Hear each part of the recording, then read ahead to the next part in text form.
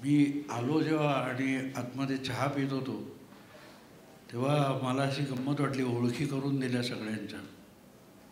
तेव्हा माझी पहिली रिॲक्शन अशी होती की एवढी सगळी उद्योगी माणसं एका निरुद्योगी माणसाला ऐकायला का जमतात? कारण तुम्ही काही ना काय उद्योग करता, आम्ही फक्त बकवास करतो. अर्थात त्याचा उपयोग आहे, ही गोष्ट वस्तुस्थिती आहे. पण तरी एक गोष्ट अशी असते की मलाही कधी कधी कुतूहल वाटतं की लोक काय ऐकतात. आत्ता मी इथे आलो जेव्हा तेव्हा क्षितिज पाटुकले मला भेटला. 9 तारीखला त्यांनी एक कार्यक्रम ठेवला आहे. पण प्रतिपक्ष जो सुरू झाला त्याची पार्श्वभूमी सांगणं आवश्यक आहे.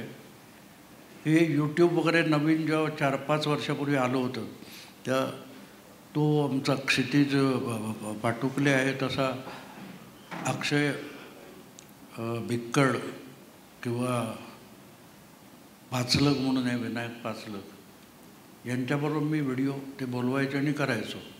तर क्षितिज पाटुकलेची अशी आयडिया होती की दिवसाला 3 किंवा 4 व्हिडिओ टाकायचे. मित्रांनो, मी त्याला अक्षरशः घरातून हाकून लावला. मी 4-4 वेळ कोणाचं काय ऐकणार नाही दिवसातून, माझं का 4 वेळ लोक ऐकतील. आणि मला त्यामुळे गंमत वाटते की मी त्याला चुकीचा ठरवला तर तो बरोबर ठरला आणि मी चुकीचा ठरला. पण एवढे वेळ लोक काय ऐकतात याचा मी अजूनही शोध घेण्याचा प्रयत्न करतो. कारण हा योगायोग आहे. अगदी साध्या सरळ भाषेत सांगायचं तर आमच्या इथे श्री करोना कृपे करून प्रतिपक्ष सुरू झाला. कारण ज्यावेळेला अचानक तो लॉकडाऊन आणि लागला तेव्हा करायचं काय असा प्रश्न. तर मी ठरवलं की या क्षणी लोक सैरबैर झाले होते, तुम्ही त्या अनुभवातून गेलेले आहात. म्हणजे घरात स्वतःला कोंडून घ्यायचं, करायचं काय असा प्रश्न होता. तर अशा वेळेला लोकांना धीर देणं आवश्यक आहे अशी एक डोक्यात कल्पना होती. आणि म्हणून मी फेसबुक लाईव्ह करायला सुरुवात केलं. आणि घरात सगळेच अडकलेले होते, तुमचा जावई, त्याचा भाऊ. तर त्यांची कल्पना अशी की तुम्ही हे बोलताय ते मग आपण कॅमेऱ्यावर हे करून यूट्यूबवर टाकू. आणि तिथून ते सुरू झालं. आणि अपेक्षा नव्हती एवढ्या. अर्थात त्याचं दुसरं एक कारण असं की घरात कोंडलेल्या लोकांना दुसरं काही काम पण नव्हतं. करायचं काय, कुठेतरी त्याला वेळ घालवणं आवश्यक असतं. आणि पहिल्या 4-5 दिवसामध्ये एक फार चांगली प्रतिक्रिया जी मिळाली, डॉक्टर अग्निहोत्री म्हणून होते, त्यांनी सांगितलं की 12-14 तास काम करतोय, थकलो, शिणवटा आला की बाहेर येतो, 1 किंवा 2 व्हिडिओ तुमचे ऐकतो आणि परत कामाला लागतो. आणि मग वाटलं आपण बरोबर करतोय. आणि अर्थातच ती गरज होती तिथपर्यंत तो विषय चालू राहिला, आवश्यक होता म्हणून. पण हळूहळू करत समाजकारण, राजकारण, आसपास घडणाऱ्या घटना आणि मूलतः 50 वर्षाची पत्रकारिता अधिक केलेली असल्यामुळे घडणाऱ्या घडामोडी लोकांना समजाव्याव्यात. म्हणजे आम्ही पत्रकारिता केली तेव्हा राजकीय विश्लेषणाकडे वळलो होतो, तसाच वळलो होतो की बातमी नुसती नाही. आज बातमी म्हणजे वर्तमानपत्राची गरज नाही, चॅनेलची गरज नाही आहे. तुम्ही तुमच्या हातात जो स्मार्टफोन असतो त्या स्मार्टफोनवर अमेरिकेत घडलेली असो, ऑस्ट्रेलियात घडलेली असो, कुठलीही गोष्ट तुम्हाला 2 मिनटात येऊन पोहोचते. वर्तमानपत्र आणि चॅनेलसाठी थांबावं लागत नाही. अशा वेळेला लोकांना बातमी समजावणं आवश्यक होतं. आणि तिकडे संपूर्ण मेनस्ट्रीम मीडिया तोकडा पडायला लागला. त्यामुळे प्रतिपक्षाचं जे यश आहे किंवा अशा आमच्यासारख्यांचं जे यश आहे त्याचं मूळ कारण हे त्यांच्या अपयशात दडलेलं आहे. त्यांनी आपली उपयुक्तता संपवली, नाही तर आम्हाला कोणी ऐकलं नसतं. साधी सरळ गोष्ट आहे. आता हे जेव्हा मी उलटा विचार करून सांगतो त्याचंही कारण तुम्हाला सांगतो. अनेकदा आता अमृतने चांगली ओळख करून दिली सभ्य माणसासारखी असं वाटतं. नाहीतर अनेकदा अशा कार्यक्रमाला गेल्यावर ओळख करून देणारे असतात त्यांच्याकडून आपल्याला आपली नवी ओळख होते. आपण काय काय आहोत आपल्याला माहिती नसतं आपण काय आहोत. हसू नका मित्रांनो, टी व्हीवर तुम्ही ऐकलेलं आहे, ऐकत असता. तो अँकर असतो, तो समोरच्याला सांगतो आपण तर अमुक आहात, आपण तर तमुक आहात. अरे त्याला माहित नाही का तो कोण आहे तो? हा त्याला ओळख करून देतो त्याची. आपण वाजपेयींबरोबर काम केलेलं आहे हे त्याला एखाद्या भाजपच्या ज्येष्ठ नेत्याला अँकर सांगतो आपण वाजपेयीबरोबर काम केलं. तू कधी बोललाय का मी मनमोहनबरोबर काम केलंय? मग तू का त्याची तसं हे करतात. आणि मग त्याच्यात एक गमतीशीर शब्द गुळगुळीत कसे होतात. माझी प्रामुख्याने सांगतो, ओळख करून देताना ज्येष्ठ पत्रकार भाऊ तोरसेकर. आता ज्येष्ठ का म्हणायचं असतं तर आम्ही आणले तो रिकाम टेकणार नाही हे पहिलं सांगायचं असतं. कारण लावायला काय हा कुठला तरी संपादक आहे, कुठला तरी अमुक आहे हे सांगता येत नाही. आणि हे गंमत समजू नका, हा ज्येष्ठ शब्द किती गुळगुळीत, ज्येष्ठ आणि मध एकत्र केलेला असतो. हे तुम्हाला सांगतो 95 साली महाराष्ट्रात सत्तांतर झालं तोपर्यंत शरद पवार मुख्यमंत्री होते. आणि 2095 पासून 2004 मध्ये केंद्रात कृषी मंत्री होईपर्यंत शरद पवार हे काँग्रेसचे ज्येष्ठ नेता होते. म्हणजे काय होते तेव्हा भाऊ तोरसेकर हा ज्येष्ठ पत्रकार आहे. म्हणजे तो रिटायर झालाय, आता कुठेही संपादक वगैरे नाही हे सांगायचं नाही म्हणून ज्येष्ठ लावायचं. तर ही जी शब्दाचा एक गुळगुळीतपणा होतो त्यातून हे सगळं बिघडत गेलेलं आहे. आणि एकदा ते बिघडायला लागतं. आणि हे तुम्हाला सांगतो आजची जी परिस्थिती आहे, आता मी उलटा विचार करतो. असं काय सांगतो की मी असं नेहमी म्हणतो की कोणी आपल्याला शिकवत नसतो, आपल्याला शिकता आलं पाहिजे, कारण जग सगळं शिकवतच असतं. 77 सालची गोष्ट आहे मित्रांनो. राजकारणाचं ॲनालिसिस कसं करावं तेव्हा आम्ही जेव्हा पत्रकार झालो तेव्हा असे मास कम्युनिकेशनचे कॉलेजेस वगैरे नव्हते. सिनियर्सच्या लाथा खाऊन शिव्या खाऊन आम्ही पत्रकार झालो. तर 77 साली मला आठवतं मुंबईच्या वरळीच्या जांभोरी मैदानात राजनारायण आले होते आणि जनता पार्टी स्थापन झाली होती. आणि तर पेडणेकर म्हणून, नारायण पेडणेकर म्हणून माझा एक सहकारी होता. मी त्याच्याबरोबर राजनारायणला भेटायला गेलो, कारण राजनारायण इंदिरा गांधी विरुद्ध उमेदवार होते. तर मी आपलं इतर बोलत होतो. मग मी त्यांना म्हटलं नेताजी रायबरेली की सिच्युएशन क्या है, क्या परिस्थिती आहे. तर मग ते तुम्ही आज बऱ्याचशा इथे असतील कदाचित राजनारायण बघितलेले, पण तुम्ही लालू बघता तेव्हा लालूला 10ने गुणा मग तुम्हाला राजनारायण कळेल. हो तो मैं जीत चुका हूं, वोटिंग अभी बाकी आहे, असं त्यांनी उत्तर दिलं. तर मला हसू आलं मला. तो माणूस चिडला नाही, शांतपणे मला म्हणाला कि अभी बच्चे हो, बहुत राजनीति समझनी है. मैं मतलब वो बात नहीं है नेताजी, आपके सामने प्रधानमंत्री चुनाव में खड़ी है इसलिए पूछा मैं. वही तो इसलिए मैं जीत चुका हूँ. मतलब कैसे? क्योंकि राजनारायण को जनता जिताना नहीं चाहती. मतलब फिर आप कैसे जीत चुके हो? वही तो बोल रहा हूँ ना. लोगों को इंदिरा को हराना है. अगर इंदिरा हारेगी तो सामने अकेला राजनारायण खड़ा है, उसको तो जीतना पड़ेगा. मैं क्या करूं?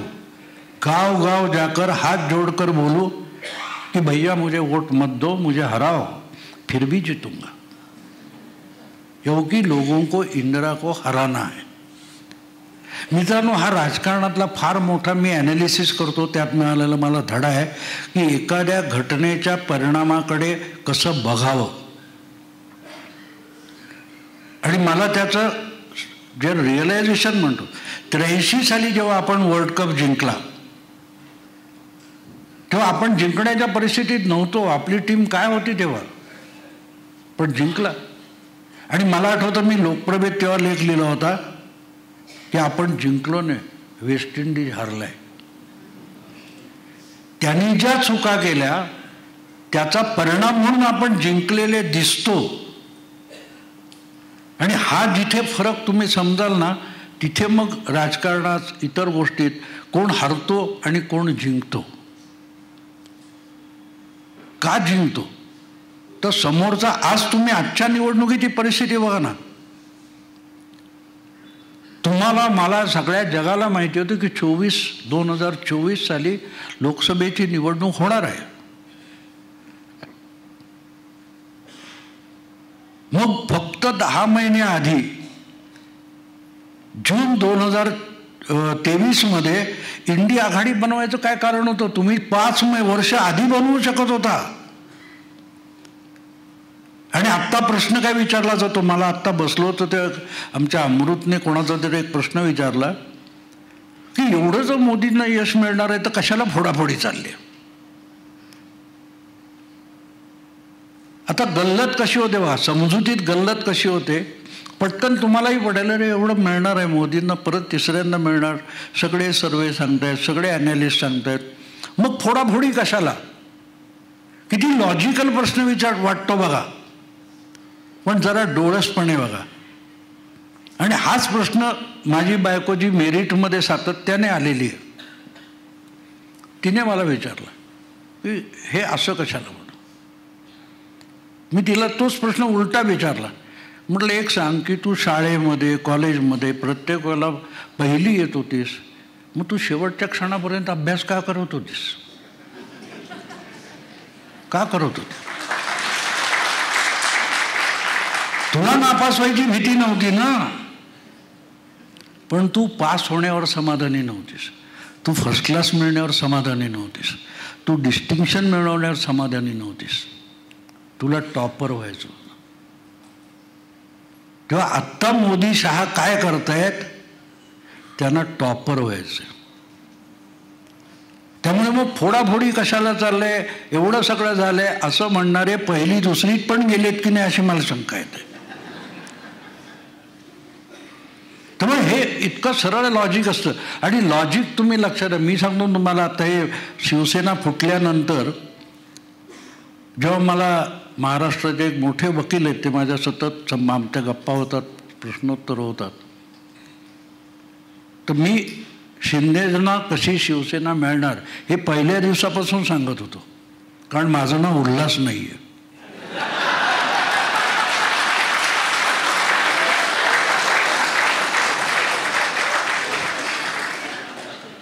तर त्यांनी मला विचारलं की तुम्ही इतके कॉन्फिडंट कसे होतात. म्हटलं लॉजिक आहे. आजपर्यंतचे निवडणुकीचे आयोग असो किंवा सुप्रीम कोर्ट असो, यांचे जे निकाल आले ते तुम्ही बारकाईने बघितले तर तुम्हाला कळते काय होणार आहे. आणि त्या वकिलांना उलट सांगितलं, तुम्ही टीव्हीच्या चर्चेत जाता, माझ्यासाठी एक काम करा. तो म्हणाल काय? तो म्हणाल तुम्हाला जो प्रश्न विचारला जातो, मग शिवसेनेची घटना निवडणूक आयोगाला दिलेली आहे, अमुक आहे तमुक आहे वगैरे वगैरे वगैरे. म्हटले त्या घटनेची कॉपी मला कुठून मिळणार नाही, तुम्हाला त्यांच्याकडून मिळाली चॅनेलमधून,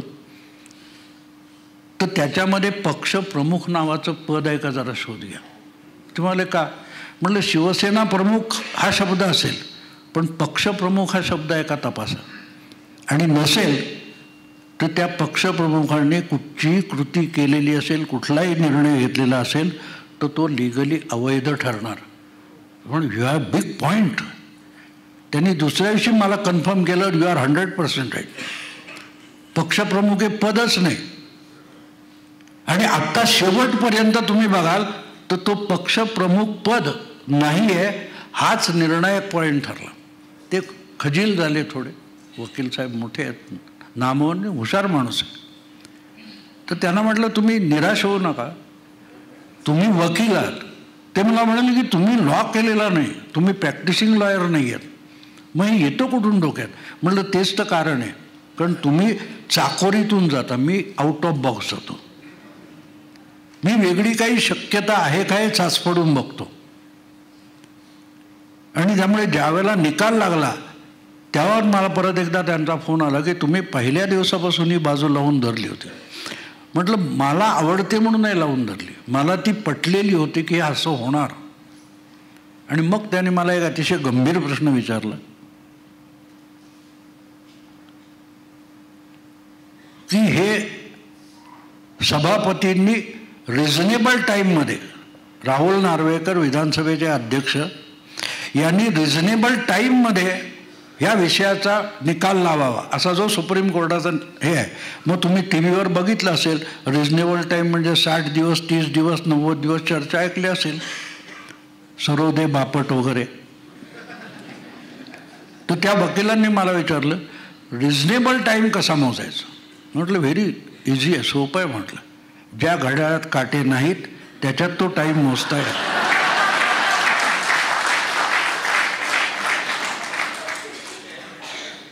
ते गडबडले. म्हटलं कमाल आहे, पण यू आर लॉजिकली बरोबर आहे. म्हणून अहो म्हटलं रिझनेबल टाईम ज्याचा त्याचा त्यांनी ठरवायचं आहे ना, ज्याचा त्यांनी ठरवायचं आहे. मला सहसा इतक्या 50 वर्षाच्या पत्रकारितेमध्ये कुठच्या लिगल नोटिसा आल्या नाहीत. एकदा आली होती आणि नोटीस पाठवणारा छोटा नाही, अगदी सुप्रीम कोर्टाचा वकील होता. आमच्या त्या छोट्याशा पाक्षिकाचा संपादक आणि त्याचा वकील खूप घाबरले होते ही माफी मागून मोकळे. म्हटलं नाही नाही, माफी नाही मागायची. तर तो 2दा आधी नोटीस आली, मी तेव्हा केजरीवाल सारखी घेतलीच नाही. तर त्याचा तो क्लार्क होता, तो म्हणाला नोटीस घ्यायला लागते. म्हटलं नाही घेणार. तू म्हण का. म्हटलं नाही घेणार, तुझा साहेब मोठा आहे ना, जाऊन त्याला विचार मी का घेत नाही. दुसऱ्यांदा आला घेतलं, आणि तिसऱ्यांदा आल्यावर घेतली. तेव्हा तो क्लार्क म्हणाला आता का घेतली. म्हटले तेही तुझ्या साहेबाला विचार. कारण म्हटलं टाईम लिमिटेशन ॲक्ट नावाचा कायदा आहे. म्हटलं त्याच्यामध्ये मी माफी कधी मागावी याची वेळ तुम्ही द्यायला लागते, याच्यात वेळ दिलेली नाही. मग आमचा तो वकील होता, तोही घाबरला होता. तो म्हणाला त्याला म्हटलं तुला माहिती आहे ना लिमिटेशन ॲक्ट. म्हटलं मी मरायच्या आदल्या दिवशी माफी मागेन, कारण माझा वेळ मी ठरवणार ना, तू तर मुदत दिलेली नाही, त्यामुळे मुदत किती हे मी ठरवणार. तसं रिझनेबल टाईम जो असतो हा तुम्ही म्हणता. तेव्हा त्या वकिलांनी मला युअर राईट म्हण, पण एक प्रश्न मला सांगा की तरी तुमच्या अंदाजाने किती असू शकतो. म्हटलं 75-80 वर्ष असू शकतो. हे बरंच गडबडले. म्हणजे रिझनेबल टाईम 75-80 वर्ष. त्यांना म्हटलं 370 कलम तात्पुरतं होतं. किती वर्ष लागली. 70 वर्ष.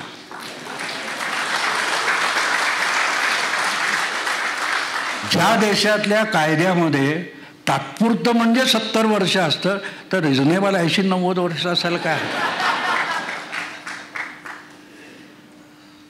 आणि ते सभापती तुम्ही लावणार.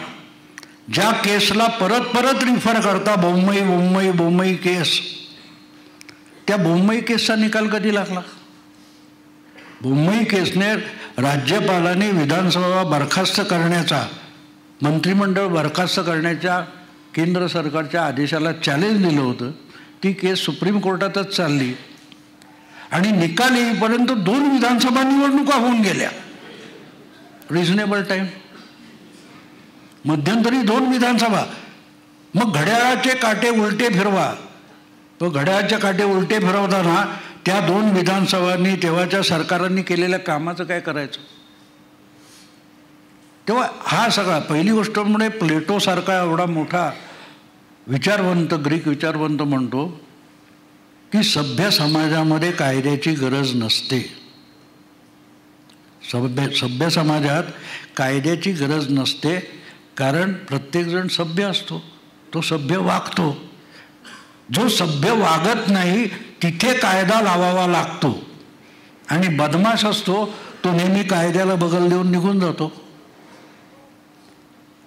ही जर बाजू तुम्ही लक्षात दे. पहिली गोष्ट म्हणजे आपल्या देशात कायदा म्हणजे काय लोकांना माहिती ना.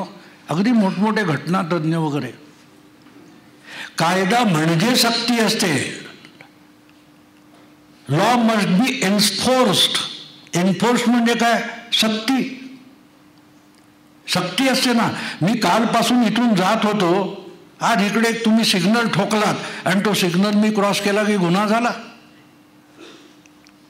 ही सक्ती नाही माझ्यावर.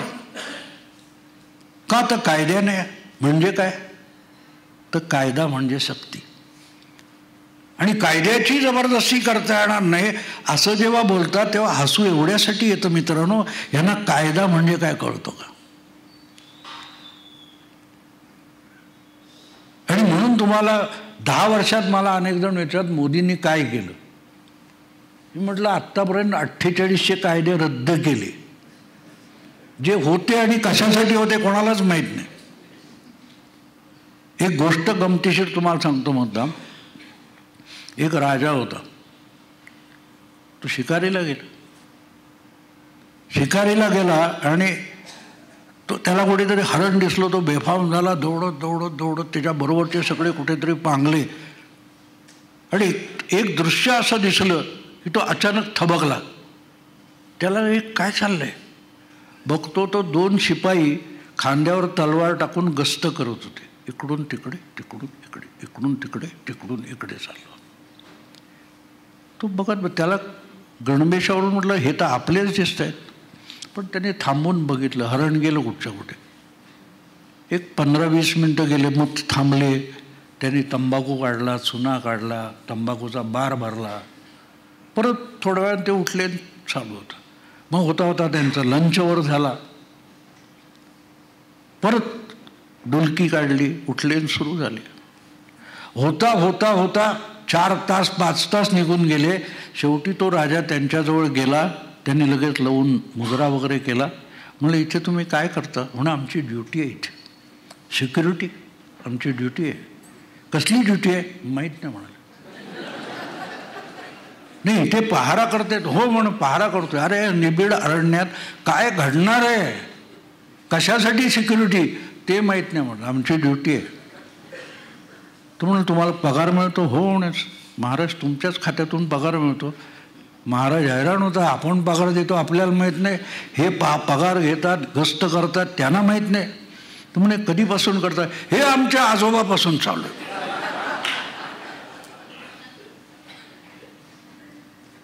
राजा हैराण होतो. म्हणा आमच्या आजोबा करायचे, मग बाबा करायचे, मग आता आम्ही करतो म्हणा. पण कशाला माहीत नाही म्हणा. राजा शिकार सोडतो, येतो, दरबार भरवतो. म्हणजे काय त्या अमुक त्या जंगलामध्ये 2 शिपाई. प्रधान पण हैराण होतो, कोणालाच कसली खबर नाही. मग चौकशी आयोग बसवतात. अर्थात तेव्हा लोकशाही नसल्यामुळे 2-3 महिन्यात अहवाल यायचे, असा होतो. त्यामुळे दफ्तरखाना वगैरे. ते चंद्रकांत दादा पण होते कोल्हापूरच्या कार्यक्रमाला. तर तिथे मी हे बोललो होतो की रोज उठून फुले शाहू आंबेडकर, फुले शाहू आंबेडकर जपमा ओढणारे जे आहेत ना, म्हणजे हे असतात तरी कसे? तर ते फूड ब्लॉग्स तुम्ही बघाल टी व्हीवर, ते पाकशास्त्राचे जे प्रयोग बघता ना, महिला आहेत इथे रागेल त्यांना कदाचित, पण ते पाकशास्त्र मी काही बघितलेले आहेत, रोज बघतो असं नाही, पण त्याच्यात एक गंमत असते. सगळं हे 10 ग्रॅम, ते 3 ग्रॅम, ते 2 चमचा, ते अर्धी वाटी वगैरे असं सांगतात. पण एक वाक्य सगळ्या कार्यक्रमात कॉमन असतं, चवीपुरतं मीठ. मीठ किती ग्रॅम कोणी सांगत नाही, मीठ चवीपुरतं. आणि तिथे गंमत लक्षात घ्या मित्रांनो, हे सगळे पवारांपासून सगळे आहेत ना पुरोगामी, यांची एक खासियत असते की त्यांच्या सगळ्या पुरोगामित्वामध्ये फुले शाहू आंबेडकर हे चवीपुरतं मीठ असतं. बाकी फुले काय म्हणालेत कोणाला पत्ता आहे, बाकी यांनी वाचलेलं पण नसतं. पवार प्रकाशन समारंभात जाऊन त्या पुस्तकावर तावाने बोलतात, समोरच्याला वाटतं काय पवार साहेबांनी वाचन केलेलं आहे, पण पवार साहेबांनी प्रस्तावना आणि मलपृष्ठ वाचले असं मधलं काहीच वाचलेलं नसतं. तर मुद्दा असा असतो मित्रांनो की हे जे काय पडत मूर्ख बोलतात ना, त्यांची गंमत अशी असते की ते चवीपुरतं मीठ असल्यासारखं बोलतात, मध्ये मध्ये टाकत राहायचं आपलं. गोविंदराव पानसरे यांच्या पुस्तकामध्ये फार सुंदर गोष्ट आलेली आहे. त्यांनी सांगितले की शोषक महाचलाख असतात. शोषितांचा विचार मांडणाऱ्यांनाच शोषक आपले विचारवंत म्हणून घोषित करतात. म्हणजे कुमार केतकर हे समाजवादी असतात, पण ते टाइम्स न्यूजच्या जयनाकडे काम करतात. इकडे कामगार चळवळीबद्दल बोलायचं आणि भांडवलदाराकडे नोकरी करायची. त्यामुळे तिथे फरक पडतो. आणि ते पुढे म्हणतात की ही सगळी चतुराई ओळखण्यासाठी आपल्या धडावर आपलंच डोकं असलं पाहिजे आणि आपल्या डोक्याखाली आपलंच धड असलं पाहिजे. म्हणजे आपला मेंदू वापरता आला पाहिजे, आणि तो मेंदू वापरता येत नाही त्यांना विचार स्वातंत्र्य पाहिजे. सगळ्यांना विचार स्वातंत्र्य पाहिजे, पण विचार करणार आहात का? नाही, विचार नाही करणार. आइन्स्टाईन म्हणतो मूर्खाचं लक्षण काय, की तीच चूक परत परत करायची आणि काहीतरी वेगळं होईल अशी अपेक्षा करायची, आणि नाही झाली की EVM हॅक केलेलं असतं. हा जो काय प्रकार असतो ना, यातून मोदींनी तुमच्यावर तुमच्या पद्धतीने मात केली हे समजून घ्या. मोदींनी कशी मात केली आहे तुमच्यावर? मला एक माझा समाजवादी मित्र आहे, तो वाद घालत होता. त्याला म्हटलं बाकी म्हणजे पहारेकऱ्यांचे नातू पहारेकरी झाले, राजाचा नातू राजा झाला, पहारा चालू आहे, कोणाला कशाला माहित नाही, आपल्याकडे पणतू पंतप्रधान व्हायला निघाले.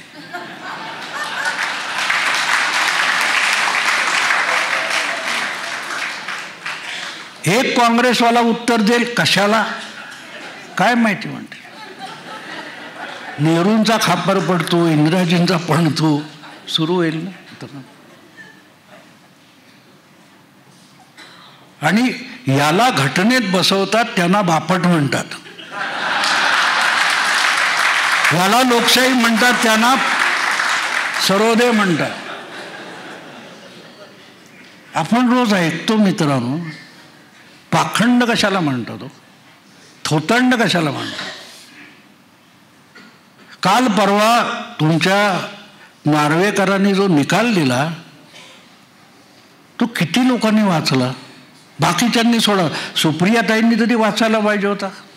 तो निकाल आला, मी टीव्हीवर रिएक्शन बघत होतो. त्या अँकरने सुप्रियाताईंना विचारलं, तुमची पहिली प्रतिक्रिया काय? कॉपी पेस्टला कसली प्रतिक्रिया द्यायची? हे सुप्रियाताईंचे शब्द आहेत, माझे नाही. कॉपी पेस्टला कसली प्रतिक्रिया द्यायची, हे पहिलं वाक्य. पुढलं वाक्य, मी माझ्या मतदारसंघामध्ये फिरते, मी निकाल वाचला नाही की ऐकला नाही. अरे मग कॉपी पेस्ट हे कसं कळलं? ना अँकरला कळलं, ना उत्तर देणाऱ्याला कळलं, आणि आपण बघतो. बरोबर आहे. यातून बाहेर पडण्यासाठी प्रतिपक्ष सुरू केला. जागता पारा हा त्यासाठी करावा लागला.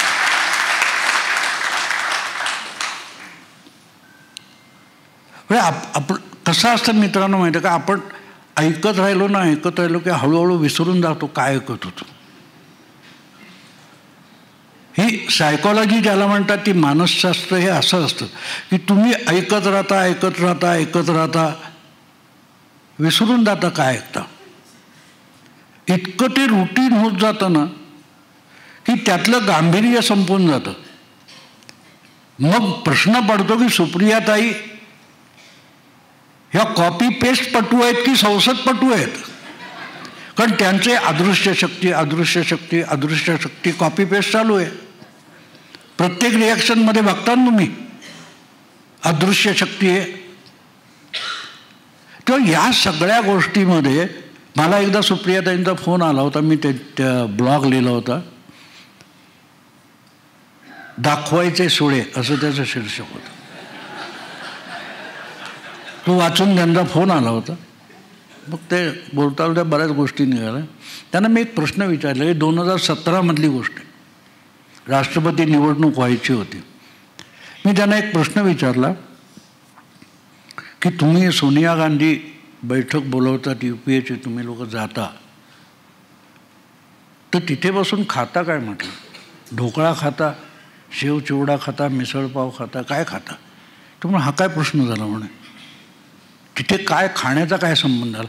म्हटलं कारण दुसरं काय करताना ऐकू येत नाही हो. 3 बैठका झाल्या आहेत आणि तुम्ही तुमच्या सगळ्या पक्षांनी बसून राष्ट्रपती पदाला सगळ्यांनी मिळून एक उमेदवार उभा करायचा हे ठरवल्याची 3 बैठकांनंतर बातमी येत नाही.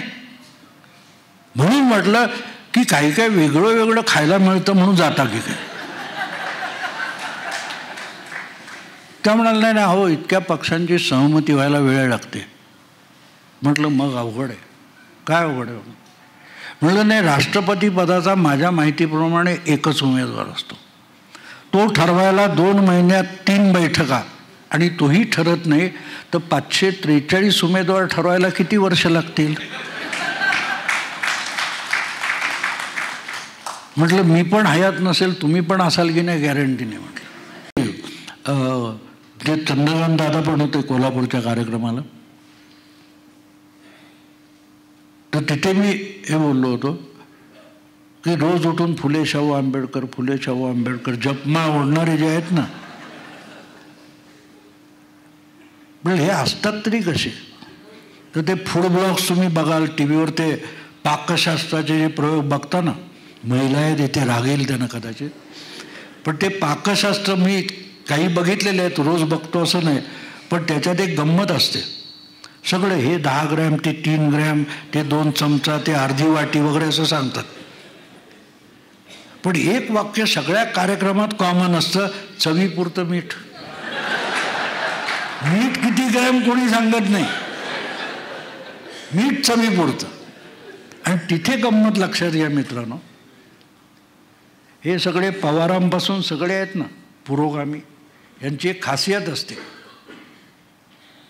की त्यांच्या सगळ्या पुरोगामित्वामध्ये फुले शाहू आंबेडकर हे चवीपुरतं मीठ असतं. बाकी फुले काय म्हणालेत कोणाला पत्ता आहे, बाकी यांनी वाचलेलं पण नसतं. पवार प्रकाशन समारंभात जाऊन त्या पुस्तकावर तावाने बोलतात, समोरच्याला वाटतं काय पवार साहेबांनी वाचन केलेलं आहे, पण पवार साहेबांनी प्रस्तावना आणि मलपृष्ठ वाचले असं मधलं काहीच वाचलेलं नसतं. तर मुद्दा असा असतो मित्रांनो की हे जे काय पडत मूर्ख बोलतात ना, त्यांची गंमत अशी असते की ते चवीपुरतं मीठ असल्यासारखं बोलतात, मध्ये मध्ये टाकत राहायचं आपलं. गोविंदराव पानसरे यांच्या पुस्तकामध्ये फार सुंदर गोष्ट आलेली आहे. त्यांनी सांगितले की शोषक महाचलाख असतात. शोषितांचा विचार मांडणाऱ्यांनाच शोषक आपले विचारवंत म्हणून घोषित करतात. म्हणजे कुमार केतकर हे समाजवादी असतात, पण ते टाइम्स न्यूजच्या जयनाकडे काम करतात. इकडे कामगार चळवळीबद्दल बोलायचं आणि भांडवलदाराकडे नोकरी करायची. त्यामुळे तिथे फरक पडतो. आणि ते पुढे म्हणतात की ही सगळी चतुराई ओळखण्यासाठी आपल्या धडावर आपलंच डोकं असलं पाहिजे आणि आपल्या डोक्याखाली आपलंच धड असलं पाहिजे, म्हणजे आपला मेंदू वापरता आला पाहिजे. आणि तो मेंदू वापरता येत नाही त्यांना विचार स्वातंत्र्य पाहिजे. सगळ्यांना विचार स्वातंत्र्य पाहिजे, पण विचार करणार आहात का? नाही, विचार नाही करणार. आईन्स्टाईन म्हणतो मूर्खाचं लक्षण काय की तीच चूक परत करायची आणि काहीतरी वेगळं होईल अशी अपेक्षा करायची, आणि नाही झाली की EVM हॅक केलेलं असतं. हा जो काय प्रकार असतो ना, यातून मोदींनी तुमच्यावर तुमच्या पद्धतीने मात केली हे समजून घ्या. मोदींनी कशी मात केली आहे तुमच्यावर? मला एक माझा समाजवादी मित्र आहे, तो वाद घालत होता.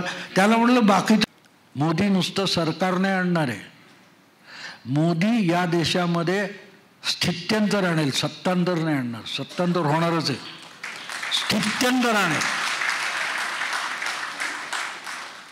ज्या माणसाने 11 वर्षामध्ये जगाला विसरायला लावलं की गांधीनं गुजरात, नाव इट्स मोदीनं गुजरात.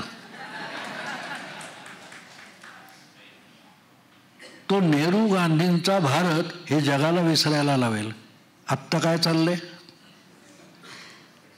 हे भविष्य वर्तवलेलं नव्हतं, हे राजकारणाचं असेसमेंट होतं की मोदीची प्रकृती काय, मोदीचा स्वभाव काय, मोदी हा माणूस कसं राजकारण करू शकतो. आपण जेव्हा विश्वगुरू वगैरे बोलतो ना, तेव्हा तुम्ही तिकडे बघा की आज जगासमोर काय परिस्थिती आहे. इथे पुण्यात 14चे निकाल लागवले तेव्हा एक मोठे लेखक विचारवंत आहेत पुण्यातले, पुरोगामी आहेत, ते मला भेटायला आले होते. म्हणे तुमचं एक बरोबर आलं, मान्य आहे म्हणे, पण मोदींनी अपेक्षा खूप वाढवून ठेवल्यात. 5 वर्षात त्या पूर्ण करणं अशक्य आहे. त्यामुळे 5 वर्षानंतर मोदी काय करतील. म्हटलं 5 वर्ष संपायचे, सोडून द्या. आत्ता मला एक सांगा की तुम्ही मोदीला मत दिलं. हे म्हणाले मी कशाला मोदीला मत दिलं, मी मोदीचा कट्टर विरोधक आहे. म्हटलं एक्झॅक्टली, आणि अपेक्षा तुमच्या आहेत.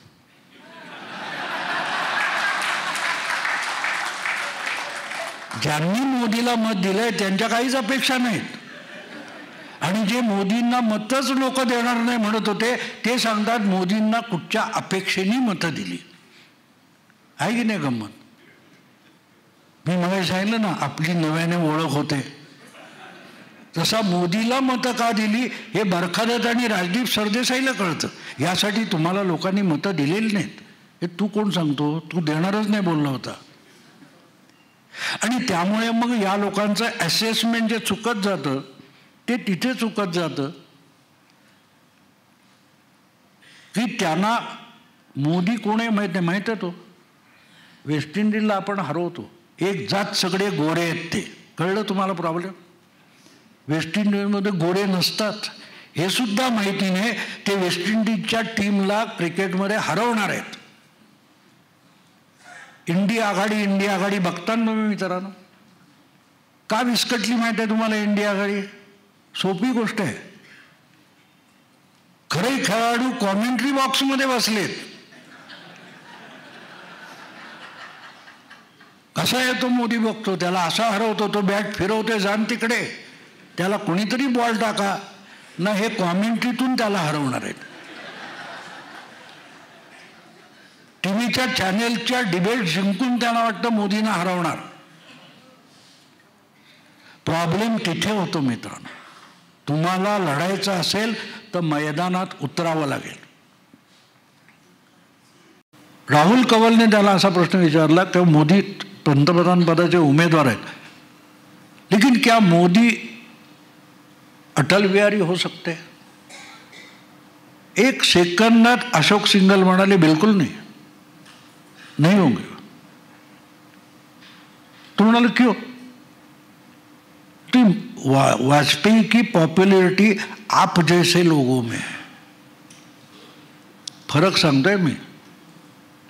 त्यांनी काय सांगितलं, मोदी की अटल जी की पॉप्युलरिटी आप जैसे लोगों में है, मोदी की पॉप्युलरिटी नेहरू जैसी है. हा फरक लक्षात घ्या. नेहरू मतं आणतात. वाजपेयी उच्चभ्रू वर्गाला आवडत होते, पण तळागाळातून मतं आणण्याची क्षमता वाजपेयीसारख्या कुशल बुद्धिमान माणसाकडे नव्हती. हा फरक त्यांनी सांगितला होता. पण हा माझ्या डोक्यात शिरायला पण 2 दिवस गेले. तो काय म्हणतोय माणूस, म्हणून ते समजून घ्यायचं असतं. आपल्याला आवडो ना आवडो, पण ते समजून घ्यायचं असतं. आणि बघा, वाजपेयी 3 लोकसभा निवडणुकांमध्ये बहुमत आणू शकले नव्हते, आणि मोदी 3ऱ्यांदा बहुमत आणणार आहे. हो, वाजपेयींचा भाषणाचा गुण घेतला, पण नेहरूंचा मतं आणायचा गुण घेतला. हा मोदी असतो, आणि तो समजून घेतला तर मग तुम्हाला मोदींचं असेसमेंट करता येतं. पण तुमच्या डोक्यात जो आधीच मोदी आहे त्यानुसार जर असलेल्या मोदीकडे बघाल तर तुम्हाला तो मोदी कळत नाही. आणि त्यामुळे या सगळ्यांचे जे अंदाज असतात ते फसतात. त्याचं कारण ते असतं. परवाची गोष्ट आहे, अशोक चव्हाण भाजपत गेले. त्यांच्याबरोबर किती आमदार आहेत, काय काय काय काय काय काय काय चर्चा होतात. पण अशोक चव्हाण गेले ह्याचा शांत डोक्याने विचार करा की अचानक माजी मुख्यमंत्री आहे, त्याचे वडील मुख्यमंत्री होते काँग्रेसचे. शांतपणे विचार केला पाहिजे.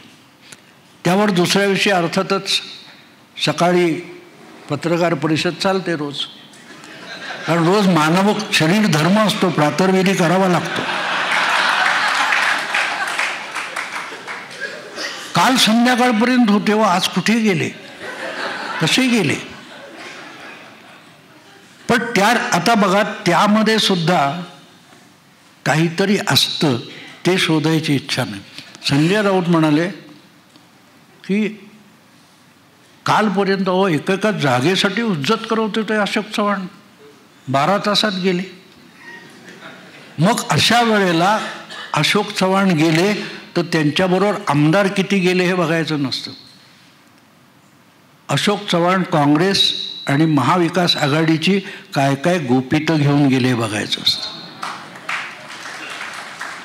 कालपर्यंत जो माणूस काँग्रेसला महाविकास आघाडीत किती जागा पाहिजे, कुठची जागा पाहिजे ही हुज्जत करत होता, याचा अर्थ आगामी लोकसभा निवडणुकीत काँग्रेस महाविकास आघाडी कशी कशी लढणार आहे या सगळ्या स्ट्रॅटेजीचे डिटेल अशोक चव्हाणांकडे होते आणि आता फडणवीसांकडे पोचलेले आहेत. ती बातमी असते.